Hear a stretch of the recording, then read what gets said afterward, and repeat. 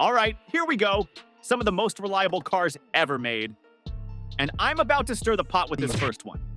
So before you start yelling at me, Ooh, I'm about to make a name for myself here. Yes, that's relevant. Just stay with me. This car was literally famous for two things: being insanely reliable and rusting to oblivion at the same time. Sounds ridiculous, right? But trust me, it makes sense. The guy who designed the Citroen 2CV made a big brain decision. Instead of trying to squeeze money out of his customers, he built something simple and durable. It had a tiny air-cooled 2-cylinder engine and a 4-speed manual transmission that was so straightforward you could fix it yourself at home. The only real issue? The early models were notorious for rust, which was, well, kind of a big problem. This car was so reliable that police departments ran entire fleets of them. Man, those were the days. Imagine committing a crime and suddenly having a bazillion Crown Vics chasing you down. Now, you'd probably get pursued by a Tesla, which, let's be honest, is going to run out of charge before it even turns on the sirens. The Crown Vic's secret weapon was its body-on-frame chassis, meaning the body was mounted on a separate frame that carried the powertrain. Translation: it was tough as nails, which cops definitely put to the test. That's part of the reason these cars became legends, and today a lot of people buy retired police cruisers just for fun. Now, let's talk about something unexpected.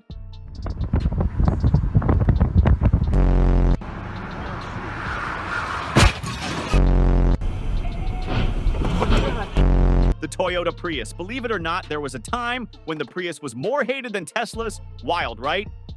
If you're younger, you might not even understand that, but it's true. People didn't like it simply because it was a hybrid. Now, look, I won't lie. Some Prius models are ugly, but there's really nothing to hate when it comes to reliability. And the new one actually looks amazing. I'd probably buy one myself, if it weren't for my ego.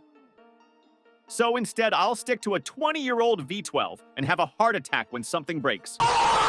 But back to the point, the Prius is shockingly reliable for a hybrid. Normally, hybrids have more stuff that can go wrong. And yeah, repairs cost a bit more than a regular Toyota. But here's the kicker: you're less likely to need repairs in the first place. That's why it's considered one of the most reliable hybrids ever made, and probably the most dependable hybrid on sale today. Enough Prius talk. Let's get into a wild card pick, because reliable cars don't have to be boring. Now, making a car more fun usually makes it less reliable. I'm talking about the Lexus LC500. And honestly, I'm disappointed in you guys. I've made so many videos and only 1 or 2 people have ever mentioned this car. Come on, I'm so let down. But I'll forgive you if you go change your oil right now. The LC500 is a Lexus, which basically means nothing is going to break. Okay, fine. Maybe something will, but not as often as in other cars, especially sports cars, and that's it. Some of the most reliable cars ever made. I remember watching Topher's review on this car, absolute legend, by the way. Yeah. He said, if you want a sports car that still looks brand new in 10 years, go for the LC500. And you know what? Yeah, buddy. Build quality? Check. Reliability? Check. Looks? Check. When you can get a massive 7-seater family SUV that will probably fly off a mountain the moment you try anything remotely sporty with it? But let's be real. The LC500 isn't a supercar. It's more of a sports car / Grand Tour. And that's totally fine. But now, let's talk about a true supercar. One that every person who knows nothing about cars, but has made a little bit of money, will buy immediately. A car that at one point I used to hear every single day because wannabe influencers would rent it out and do pulls right next to my house. A car that I've personally seen crash more than any other supercar because the same wannabe influencers don't know how to drive. A car that screams, I want to act richer than I am. The Lamborghini Huracan. Bro, please. Look, I love the V10. The Huracan is a great car. But would I ever buy one? Absolutely not. Why? Because I already know 99% of people would assume I'm just another YouTuber who makes videos on cars popping up on a screen and thinks he's the coolest guy on the planet. Wait a minute. But to be fair, the Huracan is actually reliable. And to prove my point, let's use UK statistics. Out of 25 supercars, the Huracan ranked #1 in reliability. All right, let's go back to normal cars. And what better way to do that than to pick the most abnormal car on this list? The 90s were a wild time for car manufacturers. They were going all out, trying to one-up each other. Toyota was over-engineering their cars to the extreme, so naturally, a certain German manufacturer thought, hey, let's do the same. Enter the Mercedes-Benz W140. Why did I pick this car? I could ramble on for 15 seconds explaining it, but I'd rather just show you this video instead. The W140 was built like a tank, and I mean that literally. It was over-engineered to ridiculous levels, meaning high-quality materials, extreme durability, and engines that, if maintained properly, would last forever. Now, you might be wondering, why didn't you include the W124? Simple. Because the W124 never sent a van flying.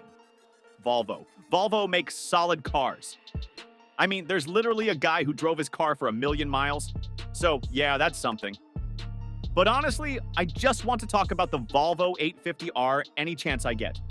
Like, seriously, if there's an opportunity, I'm taking it. The 850R had everything going for it.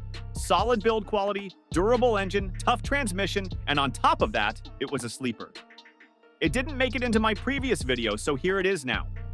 That said, it wasn't completely flawless. It had some electrical issues, but hey, no car is 100% perfect. I'm, of course, talking about the Fiat Multipla. Hey, yo! Yo. Nah, but for real, I'm talking about the Toyota Hilux. When you talk reliability, you talk Hilux. Top Gear spent an entire season trying to kill this thing, and this was the end result. A wrecked-looking truck that could still drive. Like, seriously, how does a company even build something this tough? A true people's car, worth every penny. Now, all Hiluxes are crazy reliable, but some are even more reliable than others, specifically the 4th and 6th generations.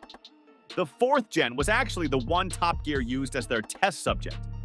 I could go on all day about how reliable this thing is. But what's the point if I don't show you some proof? So now, we begin our Hilux journey of discovery. Cue nature documentary voice. The arid summers in the deserts of Arabia bring out some truly fascinating creatures. What you are currently witnessing is a rare sight, a two-wheeled mating dance. If done incorrectly, the results can be catastrophic. But let's go even further north. Here, the same species exists, but with an entirely different lifestyle. These Hiluxes are known as the fighters. Their unmatched robustness and endurance make them a formidable adversary. And yet, if we leave the Middle East and travel to Pakistan, we'll witness something far more tragic.